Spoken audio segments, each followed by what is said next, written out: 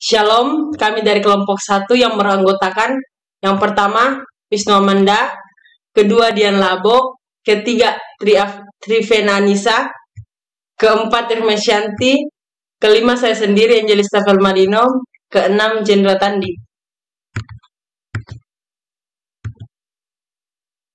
Di sini kami membahas tentang sejarah perkembangan Kristen abad pertama sampai kelima. Untuk pemateri pertama, saya persilahkan. Baik, di sini kami akan membahas materi yang pertama mengenai kekristenan di abad yang pertama. Nah, di mana pada abad yang pertama ini dikenal juga sebagai zaman kerasulan. Nah, kekristenan awal berkembang dari pelayanan Yesus.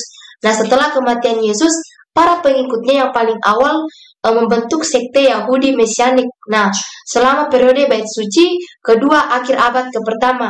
Kemudian, Rasul Paulus, seorang Yahudi yang saleh yang telah menganiaya umat Kristen masa awal, bertobat pada abad yang ke-33 sampai abad ke-36 Masehi.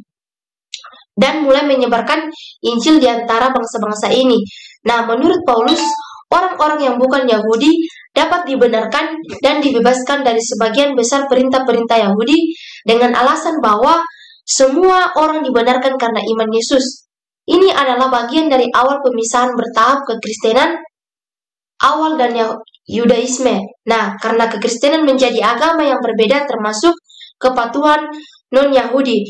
Nah, Yerusalem memiliki komunitas Kristen awal yang dipimpin oleh Uskup Yakobus yang adil menurut Kisah Para Rasul 11 ayat yang ke-26. Nah, di mana Antioquia adalah tempat para pengikut pertama kali disebut sebagai orang Kristen.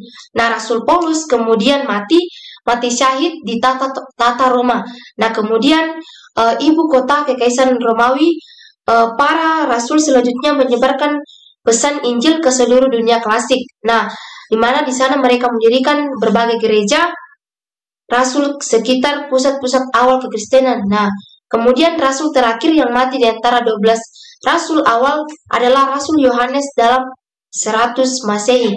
Baik, untuk materi yang kedua dilanjutkan Saudara Jendra Tandi. Baik, kita masuk ke materi dalam abad kedua, yaitu kekristenan pada abad kedua. Kebanyakan adalah zaman bapak-bapak. Beberapa rasul seperti Rasul Yohanes yang masih hidup pada abad kedua, dan Clemens dari Roma yang dikatakan wafat pada akhir abad pertama. Meskipun gereja Kristen berpusat di Yerusalem pada abad pertama, kelompok tersebut menjadi terdesentralisasi pada abad kedua. Abad kedua juga adalah masa kemunculan beberapa orang yang kemudian dinyatakan bidah, seperti Marcion, Valentinus, dan Montanus. Meskipun pemakaian istilah Kristen tercantum dalam kitab Kisah Para Rasul dari pertengahan abad pertama, pemakaian tercatat terawal dari istilah kekristenan adalah oleh Ignatius dari Antioquia pada sekitar tahun 107 Masehi, yang juga dikaitkan dengan modifikasi sahabat penabisan uskup dan kritik Yudaisme. Kepada pemateri ketiga, saya persilakan. Baik, kita masuk pada materi yang ketiga, yaitu abad yang ketiga. Kekristenan pada abad ketiga kebanyakan adalah masa bapak-bapak ante Nikeayang, menulis setelah bapak-bapak apostolik dari abad pertama dan abad kedua.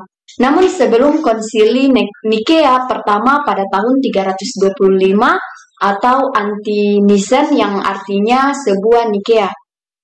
Nah, saat Kekaisaran Romawi mengalami krisis abad ketiga, Kaisar Decius mengambil tindakan untuk memulihkan stabilitas dan persatuan termasuk mewajibkan warga Romawi untuk menunjukkan kesetiaan mereka melalui upacara-upacara keagamaan yang ditunjukkan kepada pemujaan kekaisaran pada tahun 212. Kewarganegaraan universal diberikan kepada seluruh penduduk merdeka di kekaisaran tersebut.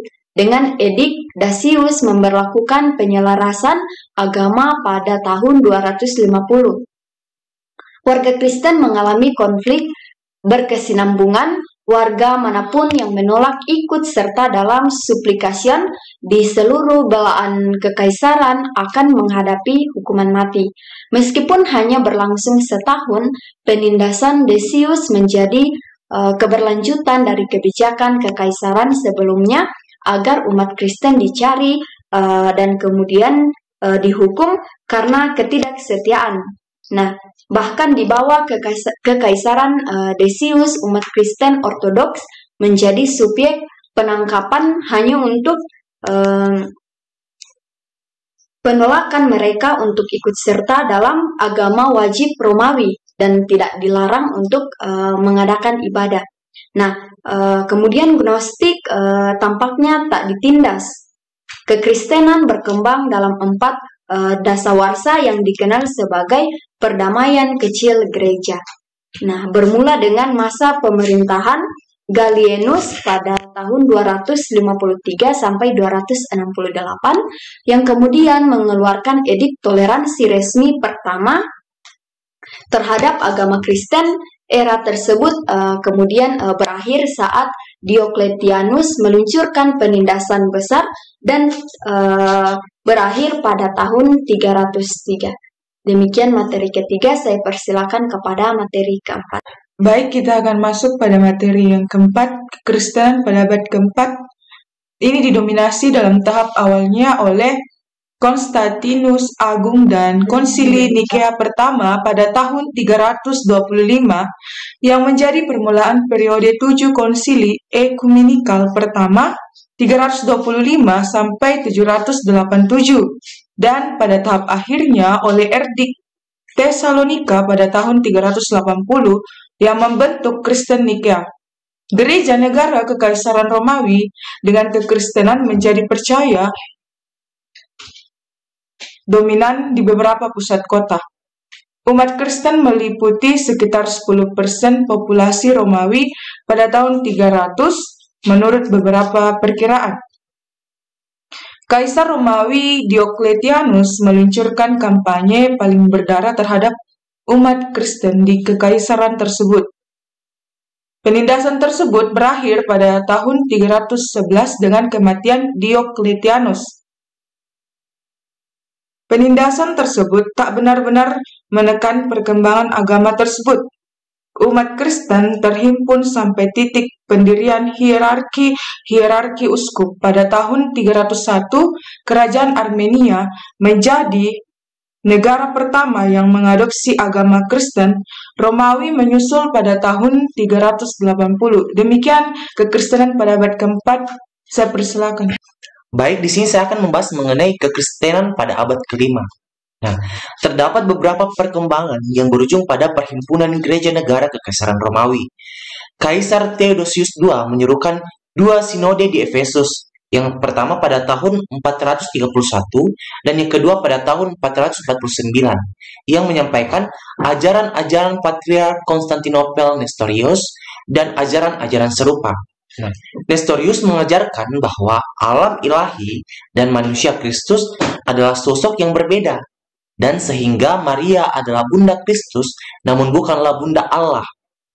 Nah, konsili tersebut menolak pandangan Nestorius, yang menyebabkan beberapa gereja yang terpusat pada sekolah Edessa menjadi sebuah perpecahan Nestorian dengan gereja kekaisarannya. Ditindas di Kekaisaran Romawi, beberapa Nestorian kabur ke Persia dan bergabung dengan gereja Sasania yang kelak gereja dari timur, sehingga menjadikannya pusat Nestorianisme.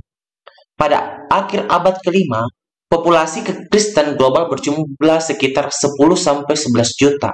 Nah, pada 451, Konsili Kalsedonia diadakan untuk mengklarifikasi masa tersebut lebih lanjut. Nah, konsili tersebut secara mutlak menyatakan bahwa alam ilahi dan manusia Kristen terpisah, namun keduanya adalah bagian dari entitas tunggal. Nah, sebuah sudut pandang yang ditolak oleh beberapa gereja yang menyebut diri mereka sendiri sebagai miafisistis. Nah, skisma yang timbul membentuk persekutuan gereja-gereja yang meliputi gereja-gereja Armenia, Syria, dan Mesir yang sekarang dikenal sebagai Ortodoks Oriental. Namun, di samping skisma-kisma tersebut, gereja kekaisaran masih mewakili mayoritas umat Kristen di kekaisaran Romawi. Demikian materi mengenai kekristenan pada abad ke-5. Saya kembalikan kepada moderator.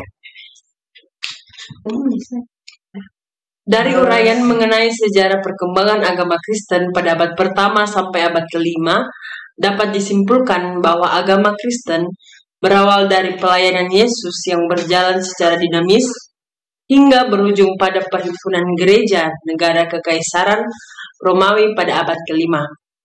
Demikianlah hasil presentasi kami. Sekian dan terima kasih.